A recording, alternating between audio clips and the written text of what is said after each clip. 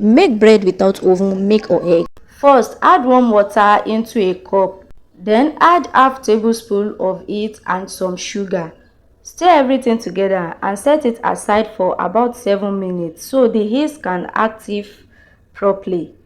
Next, add 2.5 cups of all-purpose flour into a bowl. Then add half cup of sugar and a pinch of salt. Mix everything together using a spoon or spatula, but honestly, my rubber spoon was not doing the job well, so I had to switch to a tablespoon. After mixing the dry ingredients, add your vegetable oil. By this time, the eggs mixture was already ready.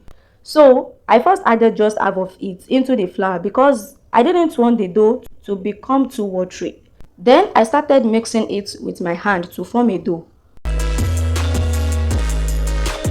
But after mixing for a while, I realized the water was not enough, so I added the remaining yeast mixture and continued mixing.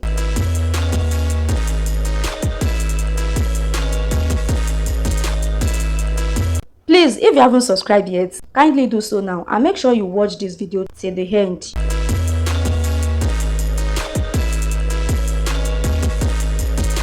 Keep mixing the dough patiently because this is the main step that helps the bread become soft and fluffy, just like the bread we buy outside.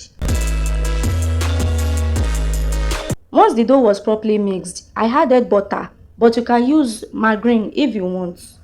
Then I continued mixing it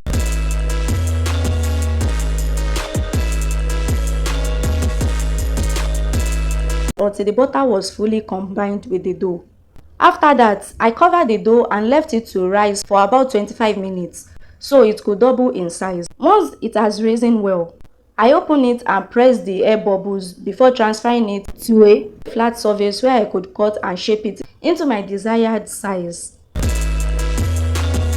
To stop the dough from sticking to the surface, make sure you add a little flour or vegetable oil first. And for the shaping, I used my rolling pin to flatten the dough gently so I could shape it properly. Please, if you haven't subscribed yet, kindly subscribe and turn on the notification bell so you won't miss any of my cooking tutorials. And also, don't forget to share this video with your family and friends.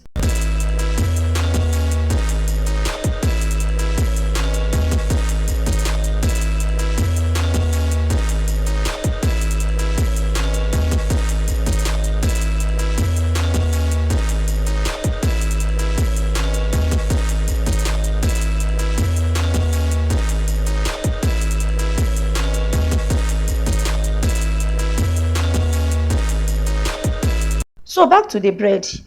After shaping it, I added vegetable oil to my pan so the bread would be easy to remove after baking. Then I carefully placed the dough inside the pan